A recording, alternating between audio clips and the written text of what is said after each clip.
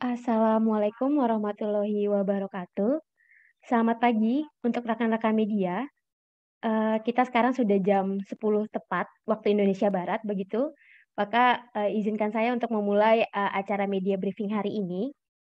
Selamat pagi untuk rekan-rekan media. Semoga dalam keadaan sehat, sejahtera, dan juga penuh semangat di hari Rabu ini tanggal 4 Agustus 2021 begitu ya. Perkenalkan, nama saya Bunga Pelangi, saya sebagai Research Associate dari Health Collaborative Center, hari ini akan berperan sebagai moderator dalam acara media briefing hari ini.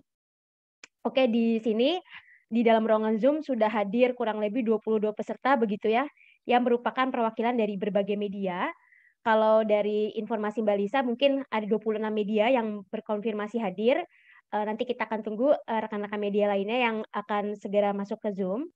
Saya dan tim HCC khususnya dari, Dr. Ray juga mengucapkan terima kasih atas kesediaan rekan-rekan media untuk hadir dalam, media briefing hari ini begitu ya. Sebelum memulai kegiatan media briefing, saya ingin informasikan sedikit bahwa, tentang, Health Collaborative Center begitu. Health Collaborative Center ini adalah, wadah promosi dan juga advokasi kesehatan yang bersifat non-profit begitu ya di Indonesia, bergerak di bidang kesehatan masyarakat dan juga kedokteran komunitas, yang didirikan di bulan Juni tahun 2019 oleh Dr. Ray Wagyu, Basrowi MKK. Kalau, Health Collaborative Center ini memang fokus pada kajian ilmiah, riset, dan juga edukasi atau promosi kesehatan masyarakat, termasuk di bidang nutrisi, kesehatan kerja, kesehatan ibu dan anak, serta aspek-aspek yang berhubungan dengan kedokteran komunitas. Sekali lagi saya ingin mengucapkan senang sekali bertemu dengan rekan-rekan media yang, di kesempatan hari ini kita akan membahas secara spesifik begitu terkait, penelitian dari Health Collaborative Center. Salah satunya itu yang bertajuk untuk hari ini, kesiapan tenaga kesehatan dan fasilitas kesehatan dalam proses menyusui ibu di masa pandemi COVID-19. Secara khusus, penelitian ini memang diinisiasi oleh Health Collaborative Center dalam momentum Pekan Air Susu Ibu Sedunia atau ASI Sedunia begitu, yang berlangsung pada 1 sampai 7 Agustus. Penelitian ini telah dilakukan oleh tim peneliti HCC yang terdiri dari Dr. Ray Wagyu Basrowi bersama Dr. Levina Chandra serta Mbak Kisti begitu. Dalam ruangan Zoom kali ini sudah hadir pembicara dan dari penelitian ini, yaitu Dr. Ray Wagyu Basrowi MKK yang akan menyampaikan hasil penelitiannya begitu. Diskusi ini nanti kita coba untuk pemaparan di awal dan mungkin nanti media briefing untuk bertanya terkait penelitian kesiapan tenaga kesehatan dan fasilitas kesehatan dalam proses menyusui ibu di masa pandemi. Untuk paparan penelitiannya akan disampaikan oleh Dr. Ray Wagyu Basrowi MKK yang juga merupakan pendiri dan ketua dari Health Collaborative Center. Kepada Mas Ray, dipersilakan untuk menyampaikan paparan terkait penelitian tersebut. Terima kasih banyak, Bunga. Ya. Assalamualaikum warahmatullahi wabarakatuh. Selamat pagi, teman-teman semuanya. Mudah-mudahan kita semua dalam keadaan sehat walafiat. Hari ini atau pekan ini, tanggal 1 hingga 7 Agustus, merupakan pekan atau World Breastfeeding Week, atau di Indonesia itu adalah pekan ASI sedunia, di mana setiap tahun negara kita selalu bersama-sama di seluruh dunia atau negara-negara yang sudah meratifikasi konvensi salah satunya termasuk anggota WHO merayakan pekan ASI sedunia yang diinisiasi oleh WABA, World Breastfeeding Organization. Nah, kami dari Health Collaborative Center juga sebenarnya sudah melakukan penelitian tentang ASI. Nah, kami menggunakan momentum pekan ASI sedunia di Indonesia tahun ini untuk menyampaikan hasil penelitian kami kepada teman-teman media semuanya. Mudah-mudahan teman-teman media semuanya juga dalam keadaan yang sehat walafiat, dan terima kasih banyak teman-teman media karena sudah hadir bersama dengan kami pagi hari ini, atau pagi ke siang hari ini. Baik, saya mohon izin untuk share screen. Baik, mudah-mudahan sudah terlihat. Oke, Bunga, slide-nya sudah terlihat? Sudah terlihat, silakan dokter. Baik, terima kasih banyak. Jadi hari ini adalah kami dari Health Collaborative Center ingin menyampaikan atau memaparkan hasil penelitian kami mengenai kesiapan tenaga kesehatan dan fasilitas kesehatan terutama di layanan primer di Indonesia terkait dengan kemampuan para tenaga kesehatan dan fasilitas kesehatan layanan primer dalam mempertahankan layanan ibu dan anak, lebih khusus lagi layanan ASI eksklusif atau layanan menyusui pada ibu-ibu Indonesia selama masa pandemi. Mungkin kenapa hal ini penting? Karena perlu kita ketahui bersama bahwa tenaga kesehatan merupakan figur yang paling kritikal, figur yang paling ada begitu banyak penelitian yang mengatakan bahwa tenaga kesehatan itu adalah support system terbesar untuk memastikan keberlangsungan ASI eksklusif dan menyusui selama pandemi. Tetapi yang kita ketahui bersama, meskipun ada beberapa penelitian yang menunjukkan bahwa angka pemberian ASI eksklusif cenderung naik, tetapi challenge atau tantangannya setelah memasuki tahun kedua masa pandemi justru makin terlihat karena seperti stagnan, dan juga ada beberapa penelitian yang terlihat bahwa makin banyak nih ibu-ibu menyusui yang juga terkonfirmasi positif COVID. Kemudian tenaga kesehatan dan layanan kesehatan di Indonesia, termasuk layanan primer, juga semakin terbebani nih teman-teman media semuanya dengan pandemi COVID, sehingga aspek konseling, aspek untuk keberlangsungan pelayanan kesehatan ibu anak, lebih khusus lagi pelayanan untuk keberlangsungan ASI menyusui, itu menjadi semakin terganggu. Nah, penelitian ini kami lakukan berkaitan dengan momentum pekan ASI sedunia seperti yang sudah saya katakan tadi, juga untuk kami dari Health Collaborative Center, karena sudah beberapa tahun ini melakukan penelitian tentang ASI sesuai dengan bidang kami ingin mengidentifikasi kesiapan nakes dan vaskes, tenaga kesehatan dan fasilitas kesehatan layanan primer terkait perlindungan laktasi selama pandemi. Jadi kami menggunakan kata laktasi karena laktasi itu terkait ibu yang memberikan menyusui dan bayi yang mendapatkan ASI, baik eksklusif 0-6 atau 6 bulan pertama dilanjutkan hingga 2 tahun.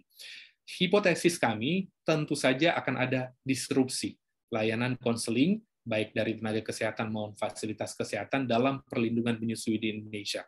Kami akan sampaikan apakah hipotesis kami benar atau tidak.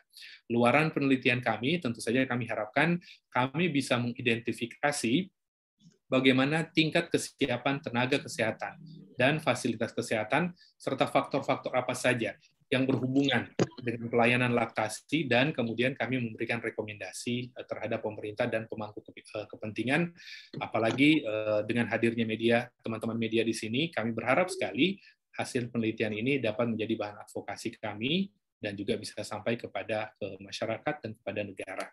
Baik. Penelitian ini kami lakukan dalam metode cross-sectional study. Ini adalah penelitian pintas mirip survei, tetapi bedanya dengan survei adalah kami melakukan power untuk melihat tidak saja error sampling, tetapi juga dilakukan analisis statistik. Cross-sectional ini memang tidak dilakukan intervensi, dan kami lakukan karena masih dalam suasana pandemi, kami lakukan dalam model daring, yaitu survei online, tetapi kemudian divalidasi terlebih dahulu oleh tim ahli.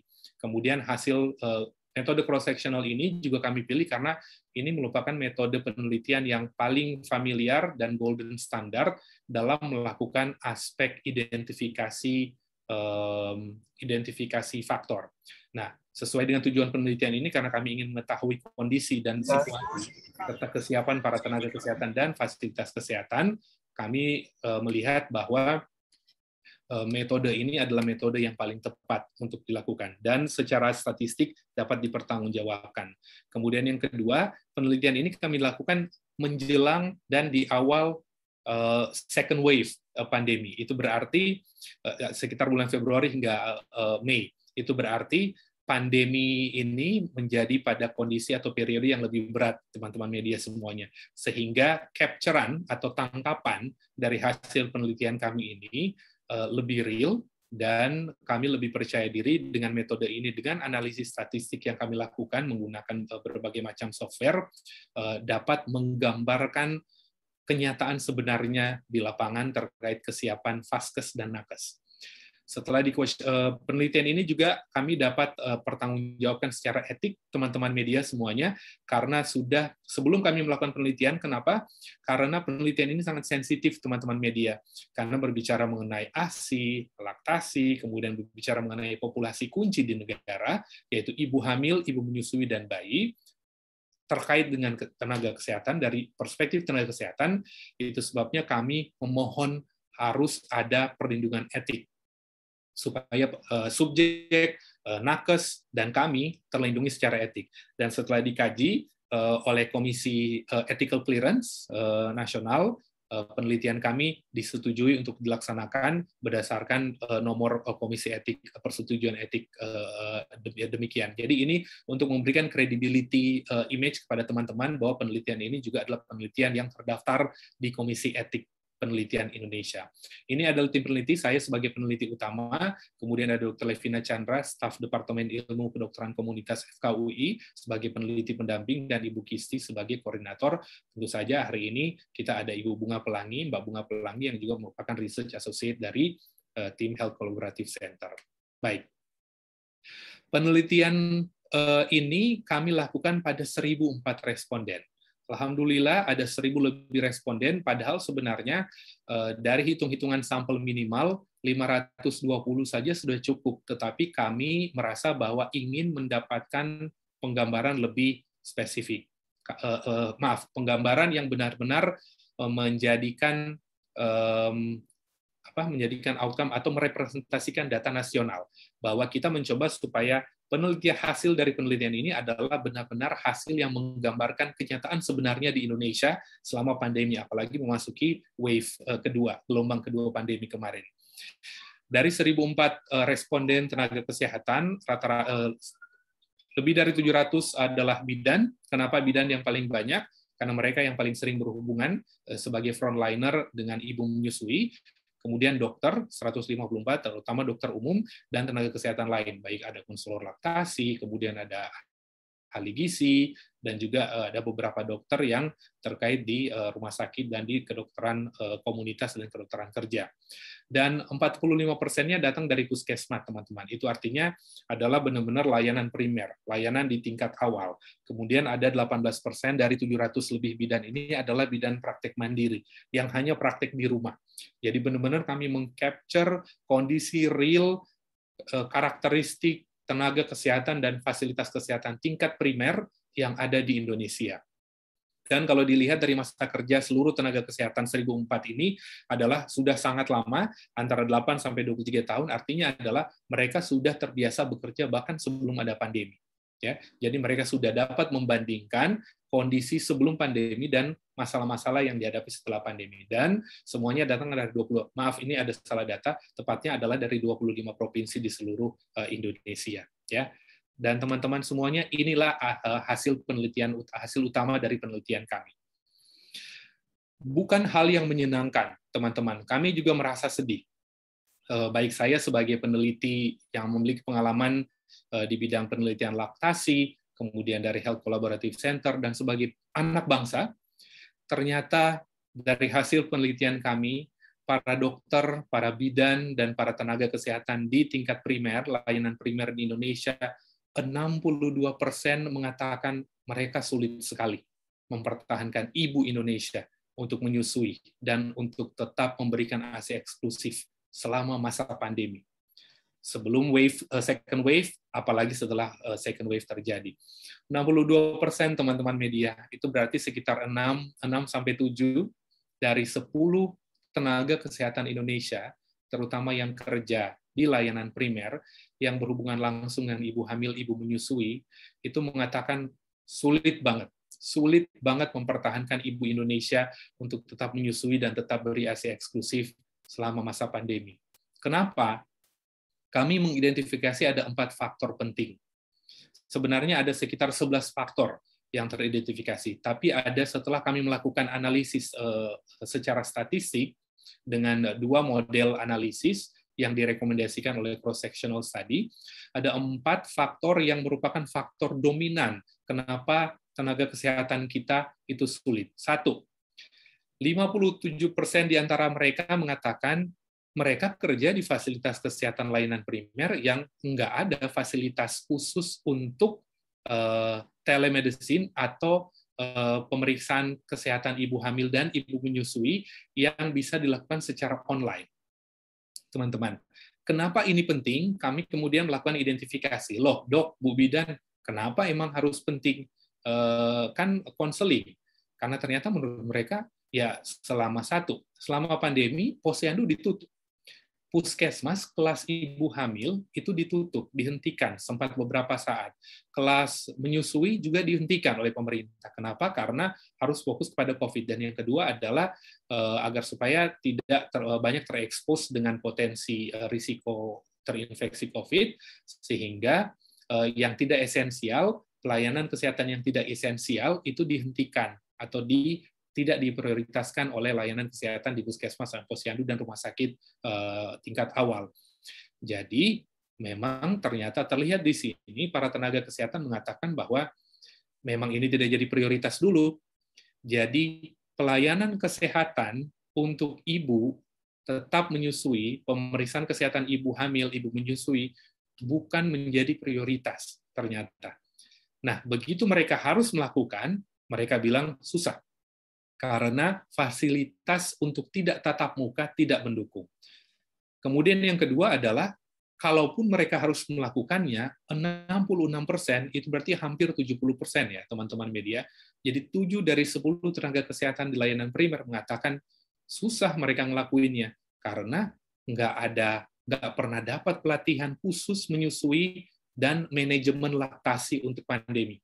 Ini mengejutkan kami, karena kalau kita lihat di sosial media, di Google, di media-media mainstream, kan sudah banyak sebenarnya materi-materi tentang bagaimana melakukan menyusui. Bahkan WHO, IDAI, Kemenkes juga mengatakan bahwa tetap bisa memastikan ibu tetap harus menyusui. Tapi menurut tenaga kesehatan ini, kita nggak pernah dilatih.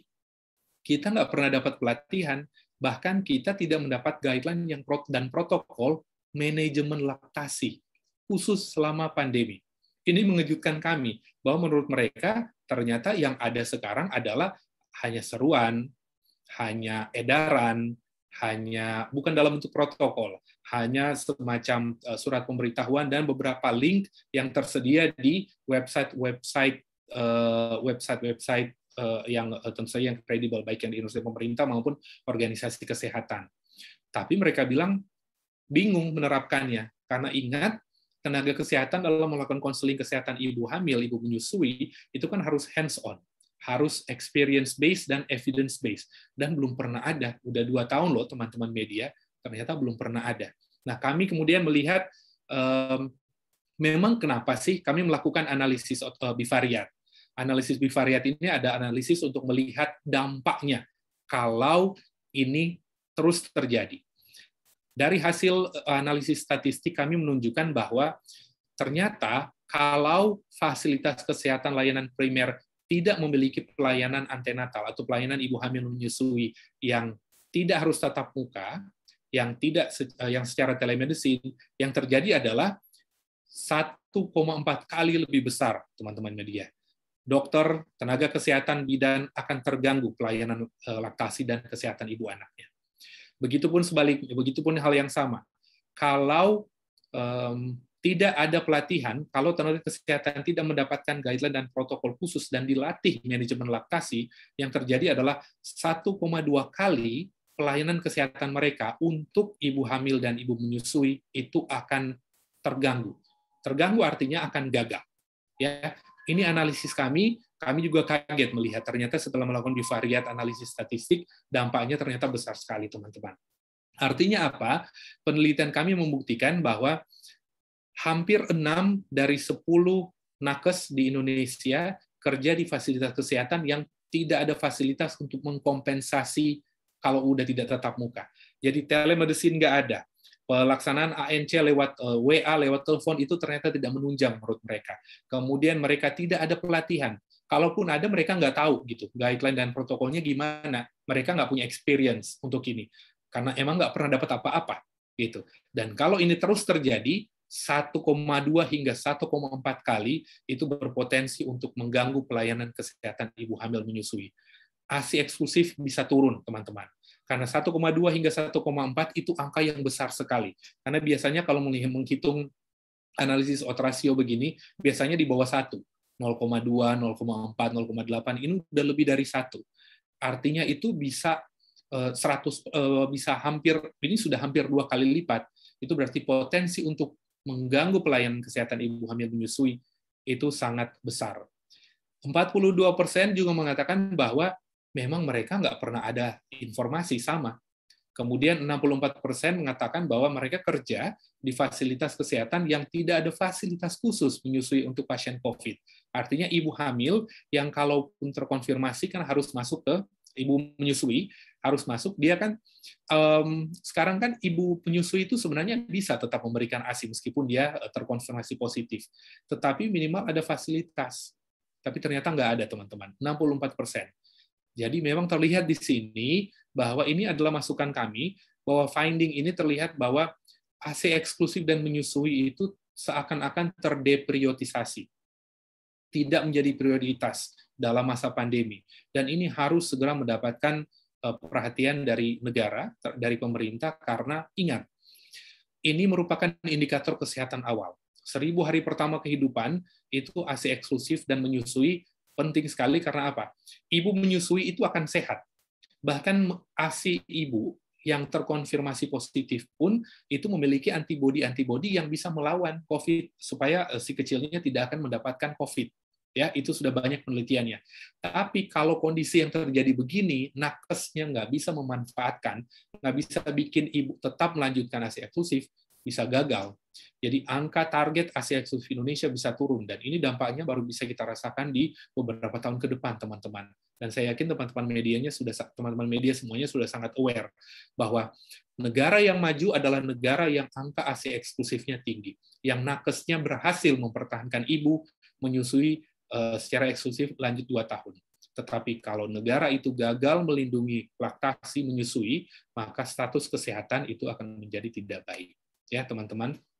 Ini kemudian ada beberapa dampak pandemi yang kita eksplor dari dokter, dari bidan. Ternyata banyak yang terlihat bahwa khawatir tertular juga mereka, kemudian pembatasan jumlah kunjungan fasilitas kesehatan, termasuk ada kewajiban tes COVID bagi ibu-ibu hamil dan ibu menyusui. Ibu menyusui harus datang, terus harus tatap muka dengan dokter, dengan bidan, tapi khawatir mereka terkonfirmasi. Jadi akhirnya mereka lebih memilih untuk di rumah saja. Tapi di rumah tidak ada telemedicine, dokter susah menjangkau, bidan susah menjangkau. Yang terjadi adalah sulit sekali. Yang terjadi adalah tadi resikonya. Bisa 1,2 hingga 1,4 kali gagal mempertahankan layanan sehingga potensi untuk ASI eksklusif bisa turun. Dan ada aspek lain, teman-teman, yaitu hoax. Ternyata infodemik, ya, hoax yang beredar itu juga merupakan salah satu faktor yang membuat dokter itu sulit dokter dan bidan sulit mempertahankan ibu menyusui untuk melanjutkan ASI dan ASI eksklusif. Karena ternyata banyak ibu-ibu yang waktu kami melakukan deep dive secara deskriptif dan kualitatif, banyak tenaga kesehatan yang bilang bahwa ibu kok sekarang lebih percaya di WhatsApp group dan sosial media.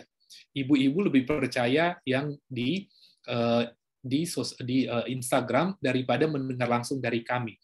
Udah dokternya, udah bidannya nggak punya banyak waktu karena harus menghadapi pandemi. Begitu mereka dengan waktu terbatas, mereka nggak dipercaya, desain pelayanan kesehatan ibu menyusui dan laktasi itu bakal makin anjlok, teman-teman. Ini yang harus kita khawatirkan bersama-sama. Di momen Pekan ASI Sedunia ini adalah masukan penting buat negara. Ya. Nah, dari penelitian ini kami kemudian melakukan formulasi 4 rekomendasi. Rekomendasi yang pertama adalah berdasarkan data mining dari penelitian kami, terlihat bahwa nomor 1, praktik konsultasi pemberian ASI eksklusif selama pandemi tetap harus dilakukan, teman-teman. Ini wajib dilakukan. Ini rekomendasi kami. Dilakukan di Vaskes, kalau tidak bisa tatap muka dengan jadwal biasa, harus dilakukan jadwal kunjungan. Sudah harus dilakukan, teman-teman. Karena kalau tidak, ini akan makin bleeding, makin kronis, teman-teman. Kondisinya akan makin parah, sehingga ibu-ibu dokter dan bidan akan makin sulit menjangkau ibu-ibu. Jadi, itu yang pertama. Kemudian yang kedua adalah diberikan kesempatan untuk kunjungan rumah. Jadi konselor laktasi itu harus diperbanyak supaya bisa melakukan kunjungan rumah. Konselor laktasi di Indonesia itu adalah satu dari sedikit. Indonesia itu salah satu negara di dunia dengan angka konselor laktasi yang sangat-sangat rendah. Kemudian yang kedua adalah disiapkan fasilitas WhatsApp. Karena kalau kita lihat selama pandemi ini, saya sendiri adalah survivor COVID ya, teman-teman. Pada waktu saya positif COVID dan isoman karena gejalanya ringan, saya mendapatkan pelayanan dari WhatsApp dari dokter-dokter di puskesmas luar biasa sekali loh, teman-teman. Ini saya menghargai banget ini. Saya lihat bahwa sebenarnya konsep ini bisa dilakukan terhadap ibu hamil dan menyusui, biar mereka tidak perlu datang ke rumah, karena sudah banyak penelitian saya sendiri pada waktu di FKUI juga membuktikan itu, bahwa hanya dengan telepon, WhatsApp, dan SMS itu berhasil meningkatkan attitude ibu untuk tetap memberikan ASI eksklusif, teman-teman. Nah, kenapa enggak para konselor laktasi di puskesmas itu dikasih fasilitas daring supaya konseling laktasi dan menyusui dan tetap bisa dilakukan, tapi yang mau ya dilatih gitu. Ceritanya kan tadi nggak ada guideline dan nggak pernah dilatih. 66% nggak pernah dilatih, yang mau ya dilatih gitu. Dan itu berhasil. Pengalaman saya pribadi, pelayanan isoman saya terbantu sekali, bahkan dikirim-kirimin obat dari puskesmas. Gratis semuanya, ini luar biasa. Nah, saya terpikir, ini harus bisa dilakukan untuk ibu menyusui di rumah, supaya mereka tidak perlu keluar, karena mereka kan terpapar gampang banget, apalagi belum tervaksin, ya kan? Kemudian yang kedua adalah saran paling efektif untuk tetap mempertahankan, baik melakukan ASI on demand maupun mengkombinasikan dengan menyusui dan pompa. Tapi ingat, ini harus dilakukan dengan konseling. Karena apa? Ibu-ibu di rumah pasti mereka ngeliatin ini kan, sama kayak kita kan, WFH, pasti kebanyakan apa? Ngeliatin sosial media, Instagram, Facebook, dan WA group. Begitu infodemik atau hoax-nya lebih banyak dibanding kesempatan untuk dokter, untuk tenaga kesehatan memberikan konseling, ya mereka kemudian akan lebih percaya informasi yang nggak benar. Karena sekarang informasi menurut beberapa subjek penelitian kami, para bidan itu banyak yang bilang, "Dok, ibu-ibu itu bilang, sering sekali ibu datang bilang, wah katanya jangan menyusui, jangan ngasih ASI." Itu banyak sekali ibu-ibu bidan terutama yang bilang. Ibu-ibu banyak yang ngeluh ke mereka. Ini saya dapat dari WA, Bu. Saya dapat dari forward-an teman-teman. Itu lumayan mengganggu pelayanan ibu hamil dan penyelayan laktasi selama masa pandemi, teman-teman. Kemudian yang ketiga adalah saran kami dan rekomendasi kepada pemerintah dan stakeholder. Wajib punya kebijakan ketat dalam pengendalian hoax, teman-teman. Ibu itu enggan kan dan khawatir datang ke fasilitas. Terus banyak informasi yang tidak benar beredar di sosial media. Kemudian fasilitas kesehatannya kan dibatasi. Supaya jumlah kunjungan ibu hamil menyusui, malah di posyandu sekarang masih pada ditutup. Sementara posyandu itu kan adalah garda terdepan untuk menyusui, untuk konseling menyusui. Nah, harus beberapa tenaga kesehatan, subjek penelitian memberikan saran bahwa perlu ada infodemic management training kepada tenaga kesehatan di bidang kesehatan ibu dan anak. Ini penting sekali, teman-teman. Kalau dokter yang di Wisma Atlet, dokter yang khusus menangani COVID itu sekarang sudah mulai mendapatkan infodemic management, di bidang laktasi, di bidang menyusui itu penting sekali untuk punya pelatihan infodemic management. Berarti harus dibuatin modulnya. Nah, itu semua harus siap melakukan infodemic, membuat modul pelatihan infodemic management. Dan yang keempat, ini adalah salah satu saran yang sangat strategis dari kami. Perlu ada inovasi ANC. ANC itu antenatal care atau pelayanan kesehatan ibu hamil menyusui dan konseling menyusui secara inovatif.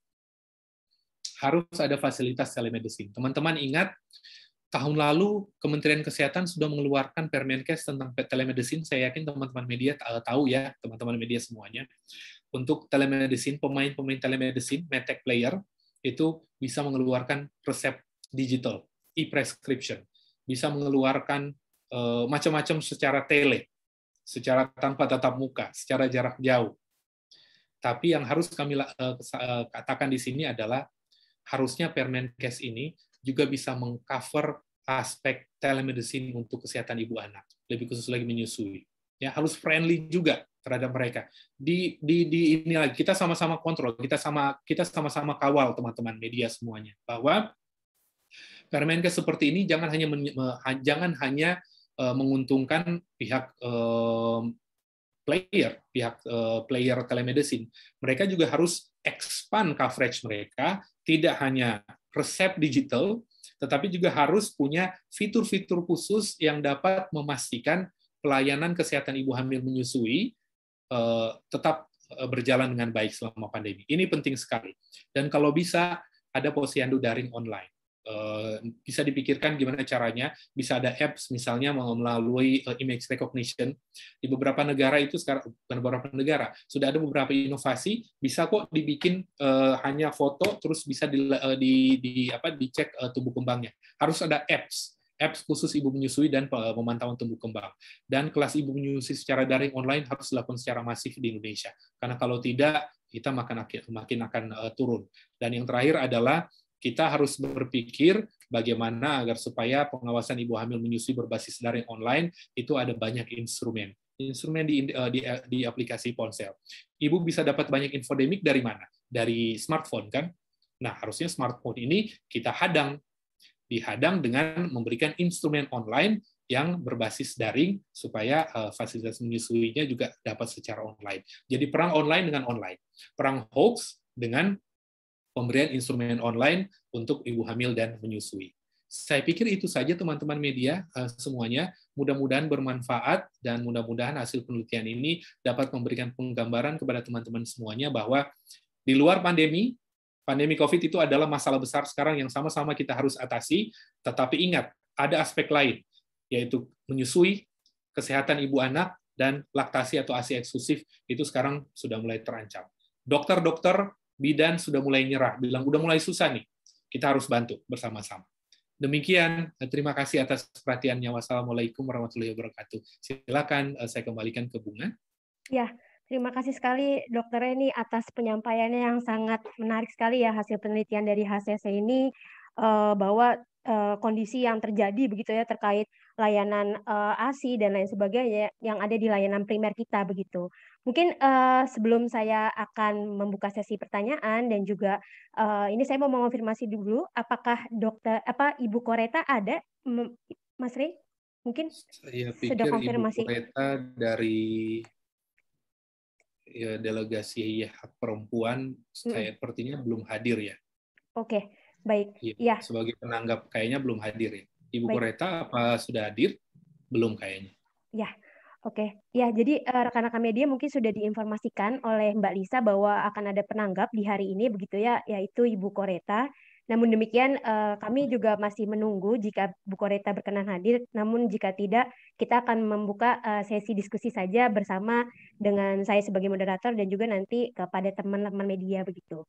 Mungkin sambil menunggu dan juga sebelum saya berikan kesempatan kepada rekan-rekan media, saya ingin mengulas sedikit begitu ya, Dokter Reni, berkaitan dengan hasil penelitiannya bahwa penelitian ini kan menjadi bahan advokasi yang berbasis bukti begitu ya Dokter terkait kesiapan fasilitas layanan kesehatan primer gitu ya untuk mempertahankan ASI menyusui selama pandemi gitu. Hasilnya tadi memprihatinkan begitu Dokter bilang bahwa ada 62% nakes yang mengalami kesulitan sekali gitu ya dalam mempertahankan ibu untuk bisa memberikan ASI dan juga layanan telemedicine yang juga sebenarnya diperlukan tapi belum ada gitu. Mungkin ini ada 3 pertanyaan utama yang mungkin saya mau bahas bersama Dokter Ray sebelum kepada teman-teman media. Apa sih sebenarnya refleksi dari penelitian HCC ini terkait dengan tema Pekan ASI Sedunia kita di tahun 2021 ini, Dokter Ray? Jadi kan temanya itu adalah tanggung jawab bersama nih Pekan ASI kita gitu ya, sedunia seluruh dunia menyampaikan pesan tersebut gitu ya kepada ibu dan juga semua yang mendukung bahwa ASI itu adalah tanggung jawab kita bersama begitu. Jadi apa sih sebenarnya refleksi dari HCC dari penelitiannya ini terhadap tema yang digaungkan oleh Pekan ASI Sedunia tahun 2021? Mungkin kepada Dokter Ray dipersilakan. Terima kasih Bunga. Pertanyaannya sangat relevan dengan Pekan ASI sedunia sekarang karena emang momennya sekarang temanya yaitu shared responsibility. Tanggung jawab bersama ya otomatis tanggung jawab intinya kan gini. Menyusui itu bukan cuma tanggung jawab ibu dan anak gitu. Berarti ada tanggung jawab perlindungan. Karena ingat menyusui itu adalah hak fundamental. Dapatkan ASI itu adalah hak fundamental dalam hak asasi anak. Apalagi kita bicara 0-6 bulan. Anak itu nggak dapat makanan lain. Itu berarti hak anak untuk mendapat makanan satu-satunya dan makanan terbaik itu harus dilindungi. Ya kan? Siapa? Satu, otomatis negara. Negara harus melindungi. Nah, dalam melindungi, HCC merefleksikan dengan cara seperti ini. Lihat support sistemnya. Yang harus melindungi itu adalah negara memastikan bahwa support system yang melindungi hak fundamental bayi mendapatkan makanan utama dan satu-satunya itu harus bisa dipastikan terlindungi dalam melaksanakan proses perlindungannya. Nah, perlindungannya itu pada siapa? Ibu. Ibu yang menyusui, yang Boya harus benar-benar didukung, ya kan? Sebelum pandemi cuti kita cuma 3 bulan, ibu pekerja yang ada berapa puluh juta ya, harusnya jadi 6 bulan. Ternyata dalam masa-masa WFH bisa kok ibu yang bekerja tetap kerja dari rumah dan tetap produktif dan tetap memberikan ASI eksklusif. Penelitian kami sebelumnya, penelitian dari IBI juga bilang bahwa angka ASI eksklusif lumayan lebih tinggi meskipun mereka kerja dari rumah, karena mereka kerja dari rumah. Jadi mungkin sekarang adalah momentum yang baik teman-teman media untuk mengadvokasi bahwa cuti melahirkan dan cuti menyusui kayaknya udah waktunya deh dinaikkan 6 bulan. Itu refleksi dan itu bentuk pertanggungjawaban negara. Terbukti kok selama pandemi bisa ya tetap produktif dan angka ASI itu bisa naik. Kemudian yang kedua adalah tapi lihatin dong para pendukungnya. Support system yang lain yang kritikal itu adalah tenaga kesehatan, terutama bidan di layanan primer dan dokter-dokter umum di puskesmas. Yang mereka harus dijaga. Sekarang masih pandemi dan kita nggak tahu pandeminya akan berakhir ya. Pengennya sih cepat berakhir. Tapi kalau pandemi belum berakhir secara maksimal, dokter-dokter tuh udah mulai teriak, bidan-bidan udah mulai teriak. Kasih dong kita pelatihan protokol guideline khusus manajemen laktasi selama pandemi. Ayo, dibikin modul. Para pihak, pemerintah, kemudian organisasi profesi, universitas, harus punya modul tuh, modul pelatihan khusus pandemi. Manajemen laktasi. Dan yang satu lagi yang selalu yang ini cukup mengagetkan kami yaitu dokter dan terutama bidan udah bilang, "Dok, ibu-ibu udah lebih percaya hoax dari Instagram dan Facebook daripada omongan kita." Penting untuk memberikan pelatihan infodemic management. Bagaimana mengatasi hoax selama masa pandemi. Berarti communication skill yang tanpa tatap muka itu penting dilakukan. Dan itu semua bentuk perlindungan kita. Share responsibility dari negara, dari semua pihak untuk sistem perlindungan ASI dan menyusui di Indonesia. Saya pikir demikian, Bunga. Oke, terima kasih dokter ya penjelasannya. Jadi memang ini adalah sistem bersama gitu ya yang kita bentuk untuk bisa melindungi ibu-ibu agar bisa memberikan ASI secara eksklusif dan juga memberikan ASI seutuhnya begitu. Nah, ini Betul. berkaitan dengan hal-hal yang sudah disampaikan di penelitian dan juga tadi yang sudah dipaparkan dokter. Ini ada beberapa langsung pertanyaan kepada dari media gitu yang sudah saya baca. Mungkin nanti saya akan coba urutkan begitu ya teman-teman media. Ini tadi karena dokternya sudah menyampaikan terkait dengan hoax begitu. Ini ada pertanyaan dari Mbak Livia dari Antara News begitu ya.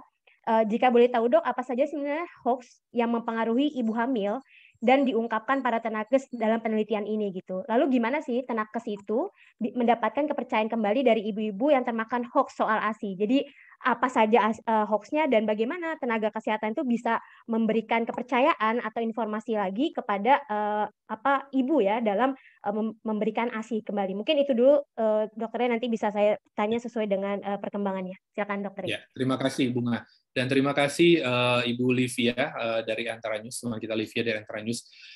Ini pertanyaan yang bagus sekali dan yang bisa saya katakan yang paling sering disampaikan nakes itu yang dapat dari ibu adalah kenapa hoax yang terbesar itu adalah mereka bilang ASI itu adalah COVID itu bisa menular lewat ASI, lewat menyusui. Itu sering banget. Itu katanya hampir setiap ibu menyusui bilang, "Dok, boleh nggak sih COVID ini menular lewat ASI? Atau kalau saya netein bayi saya, bisa nggak sih nularin? Saya baca bisa loh. Nah, itu yang dikhawatirkan. Mereka percaya bahwa ASI itu bisa nular lewat, COVID, SARS-CoV-2 itu bisa menular lewat ASI. Padahal ini kan hoax terbesar. Ya, WHO sudah bilang bahwa sebaliknya malah. Ada beberapa penelitian ini ada penelitian yang baru saya baca kemarin dari Houdover, ini dari AMC, Amsterdam Medical Center, malah di ASI ibu yang ada di ASI ibu yang terkonfirmasi positif justru ada antibodi spesifik yang dapat melindungi bayi supaya tidak terinfeksi COVID. Ya, nah yang seperti ini tuh aksesnya itu harus diteruskan kepada ibu. Lewat mana? Ya satu, otomatis harus lewat online, karena ibu banyak berinteraksi di situ, tapi dokter juga harus dibantu untuk mengkomunikasikan ini. Itu hoax terbesar yang diterima para tenaga kesehatan, Mbak Livia, bahwa mereka bilang ASI itu bisa tertular, apalagi kalau mereka terkonfirmasi. Kemudian yang kedua adalah, kalau mereka sudah terkonfirmasi positif, banyak nakes yang bilang, ibu mogok ASI. Bahkan mompa aja udah nggak mau. Ya, mending dibuang. Ada beberapa bidan yang bilang, aduh sedih banget ngeliatin, jadi bingung nyari donor ASI. Padahal ibunya bisa sebenarnya memberikan, bisa mompa, tapi ibunya nggak mau, ibunya mogok. Itu beberapa bidan bilang nggak mau, saya sayang anak saya sayang bayi saya. Terus yang ketiga adalah informasi yang paling banyak dibilangin bahwa yang soal vaksin. Ibu hamil menyusui itu banyak yang bilang takut dikasih vaksin karena vaksinnya justru dapat tersalurkan lewat ASI, dan ini malah bisa nggak baik karena katanya kan bayi belum boleh divaksin, malah jadi bahaya. Nah ini banyak sekali yang kami dapatkan dari nakes, terutama dari bidan, teman-teman semuanya. Dan caranya adalah, yaitu saya bilang tadi, dilawan dengan dilakukan expand atau extend message langsung ke media sosial atau ke online. Jadi hoax itu kan dapatnya dari online kebanyakan ya, Bunga dan Livia dan Mbak Livia dan teman-teman. Jadi online ya balas dengan online. Karena akses terhadap online itu tinggi sekali sekarang. Harus balas dengan online. Perang di online media. Jadi perang infodemik dilakukan, hoax dilawan dengan informasi di online juga. Dan kemudian dilengkapi pelatihan-pelatihan infodemic management kepada tenaga kesehatan. Saya pikir itu yang harus dilakukan kita semua. Oke, terima kasih dokter. Itu juga ini ya, benar-benar mengikuti dengan perkembangan tema Pekan ASI Sedunia tahun ini gitu, bahwa kita harus bersama-sama nih untuk bisa membantu dan memberikan lingkungan yang baik untuk ibu bisa memberikan ASI begitu. Ini mungkin ya, sama betul. dengan Dan mungkin satu lagi ini, karena topik kita adalah shared responsibility, berbagi responsibility, berarti responsibility dari teman-teman media juga, teman-teman media kan ada akses di online. Teman-teman media itu juga bertanggung jawab untuk sama-sama bikin supaya infodemik dan hoax itu bisa segera diatasi. Ya, teman-teman media, ini kita semua berharap besar kepada teman-teman media, terutama yang punya akses online, teman-teman. Ya. Oke, terima kasih dokter ya atas penjelasannya. Mungkin ini juga menjawab pertanyaan dari Ibu Fikih yang dari Parensial gitu ya, bahwa menanyakan bagaimana cara kita bisa mencerahkan masyarakat di tengah gempuran hoax gitu. Tadi mungkin sudah dijawab oleh dokternya bahwa ya mereka mendapatkan informasi dari online, maka kita bisa juga nih memberikan informasi yang tepat begitu melalui online juga. Jadi kita sebutnya perang informasi begitu ya. Jadi kayak sama-sama untuk memberikan informasi yang tepat, dan juga tentunya dari bantuan media untuk bisa memberikan informasi yang akurat dan juga mendistribusikan informasi seluas-luasnya begitu ya dokter ya. Mungkin nanti jika dokter ingin menambahkan, saya coba bertanya kepada maksud saya membacakan pertanyaan lainnya begitu dari teman-teman media. Ini juga berkaitan ya dok, bahwa tadi kan memang hoax itu harus di counter ya dengan informasi yang tepat. Maka ini pertanyaannya juga menarik dari teman-teman media. Misalnya dari Mbak Livia lagi dari Antara News ini bertanya, langkah apa yang bisa dilakukan ibu hamil agar bisa memberikan ASI eksklusif secara maksimal khususnya di tengah pandemi ini begitu. Karena bertanya sekaligus sejalan dengan pertanyaan Ibu Lilis dari suara.com gitu, ibu menyusui yang positif COVID ini sebaiknya menyusui langsung dari payudara atau sebaiknya pumping begitu agar antibodi lebih optimal diterima bayi gitu. Kemudian mungkin tambahannya pertanyaan ini tips aman seperti apa sih yang bisa diberikan gitu ya kepada ibu yang positif COVID gitu. Jadi itu kan nanti bisa meng-counter informasi hoax tadi ya yang kita sudah bahas di sesi pertama. Ya, Mungkin bisa terima disampaikan dulu kasih. Dokter. Ya. Ya, terima kasih teman-teman. Ini pertanyaan yang sangat penting yang harus dijawab dan juga harus diteruskan kepada ibu-ibu. Yang pertama adalah tips yang paling aman kalau tidak terkonfirmasi COVID. Kalau tidak terkonfirmasi COVID, tetap melanjutkan ada dua. ASI itu on demand, menyusui secara langsung, dan kalau stok volumenya banyak, itu dipompa supaya disimpan. Itu nomor satu dulu. Tapi kan gampang, lagi banyak di rumah sekarang kan, lagi nggak perlu nge-mall. Harusnya waktunya banyak. Tapi masalah sekarang adalah kalau sudah terkonfirmasi COVID. Kalau masih isoman dan bayinya negatif, bayinya tidak terkonfirmasi positif, tapi ibu menyusunya positif, pertama nggak boleh rawat gabung. Harus tetap terpisah, tetapi pada waktu menyusui, kalau ibunya bisa menggunakan APD lengkap, masih bisa menyusui secara langsung. Karena bahkan WHO bilang menyusui secara langsung ditetein, itu nggak apa-apa. Selama dibersihkan, kemudian ibu tidak boleh sebisa mungkin tidak berinteraksi secara langsung, tidak memberikan simulasi verbal seperti biasa kan ada formasi verbal kasih pesan, kasih ngebujuk itu jangan dulu. Tapi ibu harus pakai masker, boleh APD, tapi kalau boleh pakai masker aja kalau nggak ada ya. Tetapi IDAI, Ikatan Dokter Anak Indonesia udah bilang bahwa kalau ragu-ragu kan cuma 10 hari isoman ya. Kalau ada gejala yang berat dipompa. Ya, berarti harus ada alat pompa di rumah. Ya, harus ada alat simpan, harus ada kantung, ya. Jadi pompa dulu kalau memang ada gejala, terutama kalau ada gejala respiratori, kalau ada gejala batuk. Karena kalau ada gejala batuk, ibunya positif dan bayinya negatif, ada beberapa cara. Kalau dilihat di website IDAI, ibu bisa dengan cara begini, bayinya tetap bisa disusui, tapi ibu jangan ngomong, tidak ada verbal. Kemudian yang kedua adalah tetap dibersihkan secara rutin, dan yang ketiga adalah pada waktu latch on perlekatan, ibu sebaiknya menggunakan lengan panjang dan menggunakan handskung gitu. Jadi biar tetap karena itu kan pasti banyak droplet ya.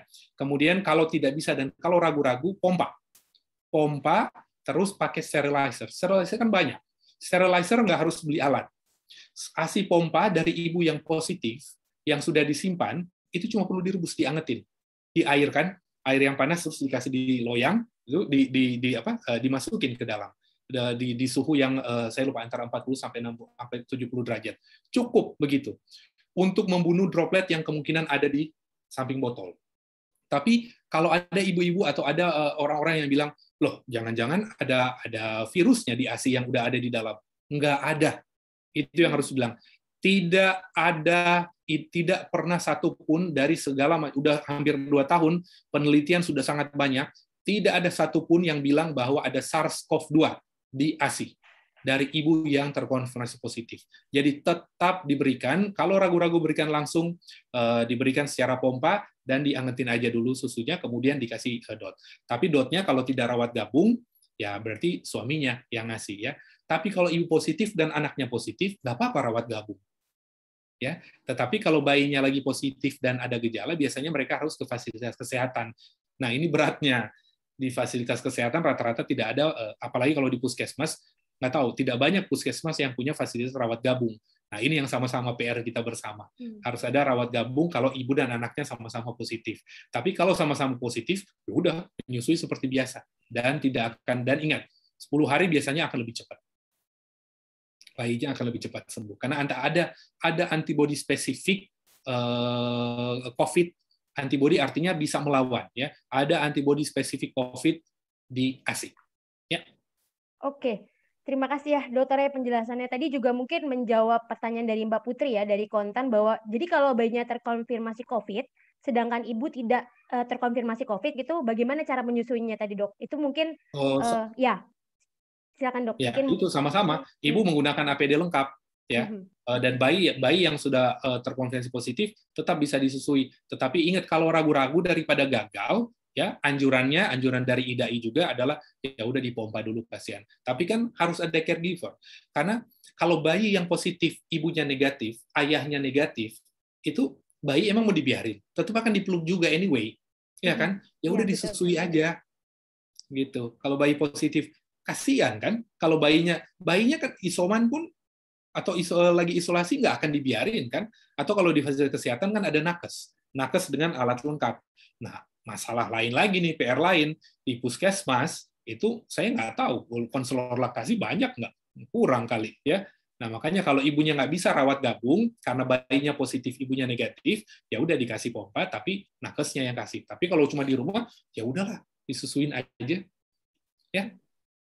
Oke, terima kasih dok. Jadi memang sebenarnya tips atau cara-cara yang tepat ini ada kondisionalnya ya, persyaratan khusus Betul. yang perlu kita melihat apakah isoman ataukah mungkin bisa bawa rawat gabung dan lain sebagainya. Dan ini mesti dilihat nih dari kesiapan fasilitas kesehatan dan tenaga kesehatan juga gitu ya dok ya. Jadi memang berbagai pesan atau saran yang tepat untuk tenaga kesehatan dan juga ibu menyusui itu perlu kita pertimbangkan dengan kondisional tertentu begitu.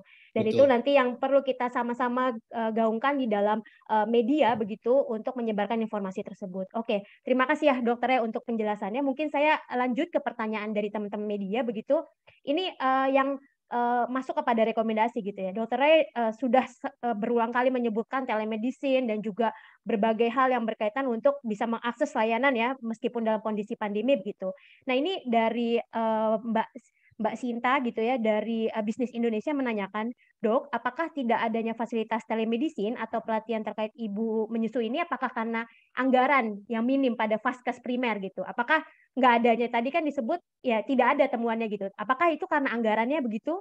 Dan apa saja risiko yang timbul apabila anak tidak mendapatkan ASI eksklusif, terutama pada saat pandemi dan nanti mungkin pengaruhnya di masa depan begitu. Ini berkaitan dengan fasilitas yang ada gitu. Mungkin saya lanjut pertanyaan yang serupa begitu dari Mbak Putri dari Kontan.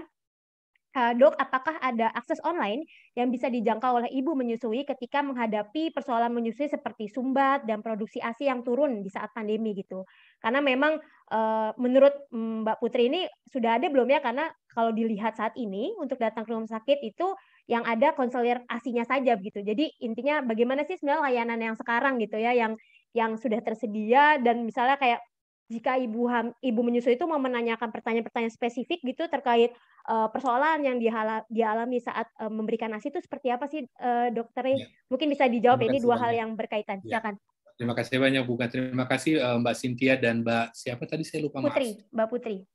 Mbak Putri dan Mbak Cynthia. Ya, bicara soal kenapa sih nggak ada fasilitas telemedicine, yang saya bilang adalah saya nggak tahu ya, budgetnya harusnya ada ya, anggaran kesehatan itu harusnya banyak anggaran. Tetapi yang saya bilang adalah mungkin karena pemerintah masih melakukan deprioritasi, ya. Jadi belum melihat ini sebagai prioritas. Prioritas yang sekarang adalah memang memerangi COVID dulu. Dan kita setuju, pemerintah harus memerangi karena public health concern-nya adalah COVID dulu kan, pandemi. Tetapi ini harusnya nggak bisa jadi ini karena makanya momen Pekan ASI sekarang adalah dibilang sebagai shared responsibility. Ini harusnya tetap dilindungi, ya. Harus tetap ada budget khusus, anggaran khusus dari pemerintah. Saya nggak tahu ada akses informasi tentang budgeting khusus untuk ini, tetapi yang saya tahu adalah puskesmas posyandu kan tutup. Kenapa nggak budgetnya dialokasikan ke situ dari Kementerian Kesehatan, ya kan?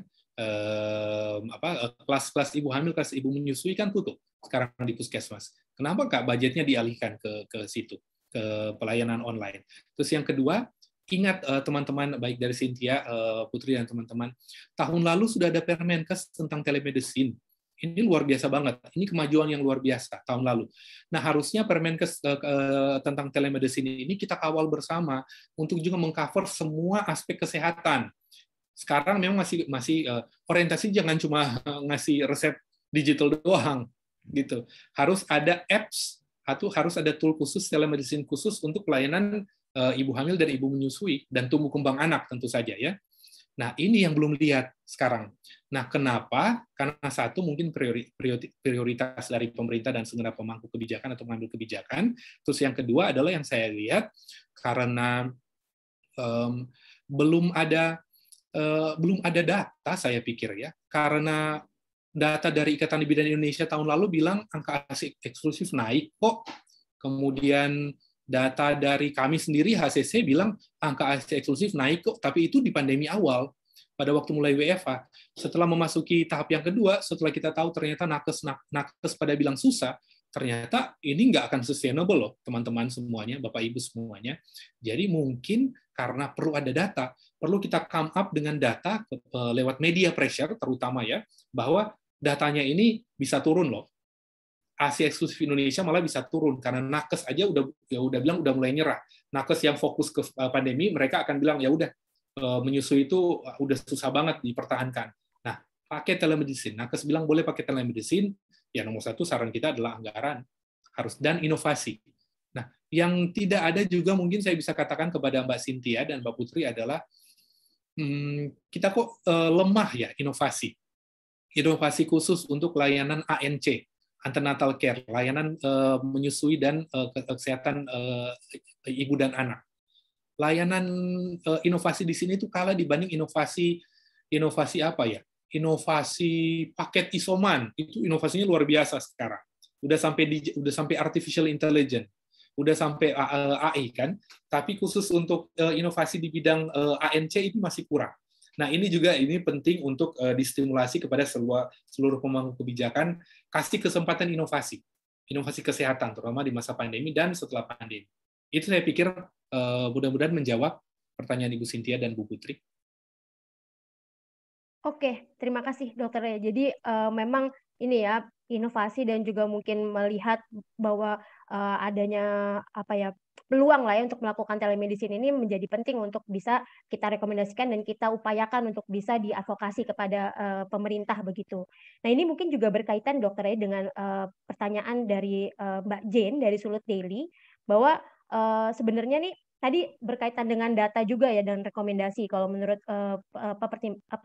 concernnya dari Mbak Jane, ini apakah ada data yang bisa di-share gitu ya? Berapa sih ibu hamil dan menyusui di Indonesia yang mereka terkonfirmasi positif gitu. Jadi jumlah pasien COVID yang dari kategori ibu menyusui dan juga ibu hamil menyusui dan juga anaknya mungkin begitu ya. Apakah mereka punya komunitas untuk bisa saling berbagi begitu? Dan mungkin pertanyaannya juga dari Mbak Jen ini, apakah yang akan dilakukan MCC untuk bisa mengawal ya 4 rekomendasi yang tadi sudah disampaikan di akhir presentasi dokter? Mungkin bisa disampaikan dokter, silakan. Baik, terima kasih. Saya setuju sekali dengan Ibu Jane. Memang harus ada data. HCC belum ada data. Data kita tahun lalu adalah data AC eksklusif di pandemi tahun pertama. Itu memang tinggi. Tetapi sekarang data ibu yang terkonfirmasi positif dan menyusui dari IDAI, kita mungkin dari IDAI ada kemarin saya diskusi dengan Prof. Aman Pulungan 2 hari lalu dengan Prof. Aman Pulungan. Prof. Aman bilang anak yang positif aja sekarang 1.000 lebih. Tapi ingat itu fenomena gunung es loh, iceberg. Itu bisa jadi lebih. Saya harus cek lagi. Dan ini mungkin jadi research baru kami, Ibu Jane, ya. Kami bisa melakukan nih studi cross-sectional ya, jadi data mining untuk melihat sebenarnya data ibu hamil dan ibu menyusui yang COVID itu ada berapa, mungkin sudah ada data sekundernya, ada baik dari IDAI, dari Kemenkes maupun dari Dinas Kesehatan, dari masing-masing, tetapi yang kita lihat adalah dari mereka ini berapa yang sulit memberikan. Nah ini mungkin terima kasih Bu Jane, kasih kita ide baru nih, untuk melakukan identifikasi ini lumayan cepat ini kita bisa lakukan ini. Di round berikutnya kita mudah-mudahan bisa punya data untuk ini. Terima kasih banyak Ibu Jane. Kita akan lakuin ini ya Bunga ya. Ini penelitian yang bagus sekali untuk lihat faktor dan lihat faktor-faktor. Itu namanya determinan faktor. Kita perlu nih kayaknya tahu determinan faktor apa nih untuk ibu yang positif, ibu yang isoman dan survivor tapi masih periode menyusui. Gagal nggak dia? Atau berhasil nggak? Seberapa besar dia gagal? Dan itu bisa diukur secara statistik. Terima kasih banyak Ibu Jane ngasih ide baru nih buat kita ya. Kemudian pertanyaan yang kedua adalah rekomendasi ini mau dikawal seperti apa? Sama seperti biasa. Satu, kita harus buat laporan manuskrip ilmiah. Kemudian setelah manuskrip ilmiah kita akan segera memberikan rekomendasi ini kepada Kementerian Kesehatan dan kepada Satgas Covid dan juga kepada Kementerian Pemberdayaan Perempuan dan Perlindungan Anak. Ya, kita akan melakukan audiensi untuk memastikan bahwa ini diteruskan rekomendasi-rekomendasinya, kemudian ke organisasi profesi. Saya sudah berhubungan dengan beberapa dari IDAI dan POGI, itu kami akan meneruskan ini. Dan yang paling penting adalah disampaikan kepada masyarakat. Nah, kita nggak mampu menyampaikan kepada masyarakat. Itu sebabnya ada media hari ini. Teman-teman media yang punya, teman-teman media jauh lebih powerful dibanding dibanding pemerintah sekarang, teman-teman. Itu yang harus kita akui. Nah, ada teman-teman media di sini lebih powerful untuk meneruskan ini kepada masyarakat, bahwa dokter udah mulai capek loh. Bidan udah mulai capek dan udah mulai susah mempertahankan. Nah, ibu jangan percaya hoax. Terus bantu pemerintah supaya punya inovasi telemedicine supaya sama-sama kita lindungi ibu menyusui, lindungi anak yang harus mendapatkan makanan utama, dan ini hak asasi manusia yang paling fundamental. Ya, terima kasih, mudah-mudahan menjawab. Siap. Terima kasih ya, Dokter Eni, atas jawabannya untuk pertanyaan Ibu Jen ya, bahwa kita memang akan melakukan proses-proses lebih lanjut gitu ya. Penelitian ini adalah penelitian awal untuk bisa warming up gitu. Apa sih yang terjadi dengan Ibu menyusui begitu ya di Pekan ASI ini, menjadi momentum bersama gitu untuk sama-sama melihat dan sama-sama memberikan rekomendasi dan lain sebagainya gitu. Yang tadi sudah kita sampaikan. Mungkin terakhir, Dokter Eni sudah di penghujung acara kita ya, jam 11 siang begitu. Diskusinya sangat menarik ya, tidak terasa sudah 1 jam gitu. Mungkin dokternya bisa memberikan pernyataan closing statement gitu ya, berkaitan dengan hasil penelitian HCC dan juga pesan kepada media untuk penelitian yang sudah diselenggarakan oleh HCC. Untuk Mas Rey, dipersilakan. Terima kasih banyak, Bunga. Teman-teman media semuanya, saya pikir poin yang pertama adalah kami dari HCC ingin menyampaikan kepada teman-teman media semuanya bahwa ada data dengan penelitian yang kami melakukan penelitian kredibel dan etis ya, secara etik ini menunjukkan bahwa ada masalah besar di balik masalah grand problem Indonesia, yaitu pandemi, yaitu ada ancaman terhadap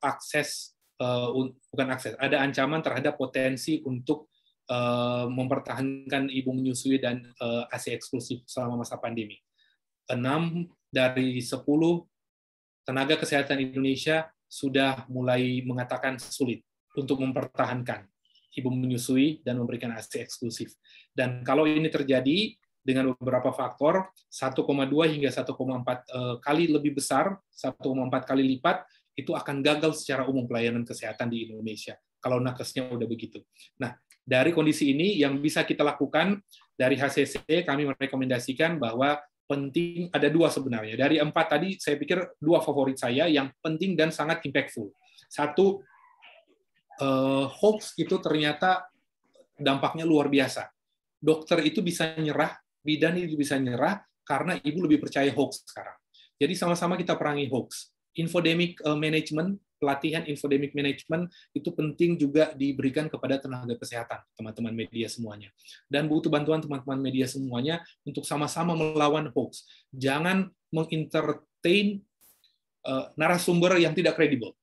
Karena narasumber yang tidak kredibel akan menjadi grand hoax, greater hoax, dan mereka akan menjadi musuh terbesar kita.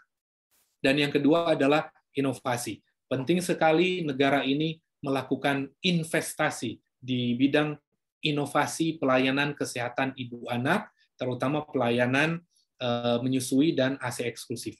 Inovasi yang paling penting adalah telemedicine dan memberikan fasilitas-fasilitas online dan fasilitas-fasilitas lain secara tidak tatap muka yang terbukti secara klinis dapat membantu mempertahankan ibu, memberikan ASI eksklusif yang merupakan hak kesehatan utama bayi. Ingat, bonus demografi Indonesia 2030 itu 2045 tergantung dari anak-anak dan bayi yang sekarang ya. Mereka akan berusia 15 tahun, 20 tahun ke depan. Mereka tuh adalah bonus demografi kita. Kalau ASI terbukti dapat meningkatkan kualitas human capital, kualitas SDM mereka. Jadi manfaatkan mereka dengan memberikan ASI di awal kehidupan mereka. Dengan cara melindungi ibu dan melindungi tenaga kesehatan dan melindungi sistem kesehatan supaya sukses mempertahankan ASI eksklusif. Dan sama-sama kita advokasi pemerintah untuk ini. Terima kasih, Bunga. Itu saja. Oke, terima kasih sekali dokter ya untuk closing statement-nya, sungguh sangat poin ya. Ini untuk teman-teman media bisa merangkum dari hasil penelitian dan juga mungkin diskusi kita hari ini. Saya ingin menambahkan sedikit saja bahwa dari diskusi kita bersama teman-teman media itu tadi juga sangat menarik bahwa untuk counter informasi yang kurang tepat, yaitu hoax-hoax yang beredar adalah tanggung jawab kita semua dan terutama bantuan dari teman-teman media gitu ya untuk menyampaikan berita-berita baik dan juga berita-berita tepat gitu ya terkait dengan cara menyusui, kemudian tadi berkaitan dengan konteks pandemi agar kekhawatiran para ibu-ibu yang menyusui ini bisa kita turunkan dan ibu-ibu juga bisa untuk mengakses segala layanan yang tersedia melalui inovasi-inovasi selanjutnya begitu ya.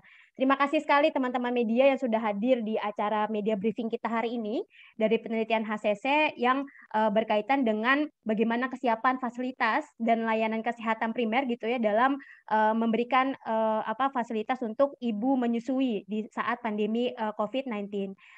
Akhir kata, mungkin sebelum saya menutup acara ini, kita minta untuk teman-teman media melakukan prosesi dokumentasi begitu ya. Jadi diperkenankan untuk membuka video gitu jika berkenan untuk kami dokumentasikan agar bisa menjadi kenang-kenangan bersama begitu ya dari prosesi media briefing hari ini. Silakan mungkin teman-teman media saya tunggu untuk proses membuka video begitu ya. Di sini kurang lebih ada 36 akun peserta begitu ya yang mengikuti media briefing hari ini begitu. Terima kasih banyak kesediaannya dan sangat bangga sekali ya bisa jadi bagian dari kegiatan media briefing hari ini. Mungkin masih saya tunggu 1 menit lagi begitu. Oh, kami juga mohon maaf dari HCC bahwa narasumber atau penanggap lainnya yang seharusnya bersedia hadir, namun demikian ada halangan sedikit begitu, Ibu Koreta tidak bisa hadir, dan juga mungkin responden lain dari penelitian ini sedang berhalangan begitu ya. Karena saking sibuknya tenaga kesehatan kita di hari-hari ini begitu, jadi alhamdulillah sudah sangat kritis juga dari teman-teman media menyampaikan diskusi. Oke, mungkin ya, saya akan panggil satu-satu namanya ini ya. Kalau belum buka juga dari Mbak Lisa minta saya untuk panggil Mas Hakim, Mbak Fitri, Mas Dipa, Mbak Intan. Silakan dibuka mau ditalani. Nanda, kemudian Mas Putu, Mbak Esther, Khadijah, ya Mbak Isya. Mungkin sudah bisa membuka kameranya? Oke, Mbak Lisa, mungkin ini ya, agar menghemat waktu teman-teman mungkin sedang masih ada kesulitan membuka video kali ya. Saya nggak apa-apa ya, silakan untuk mendokumentasikan. Oke, saya akan mendokumentasikan, mohon teman-teman untuk bergaya.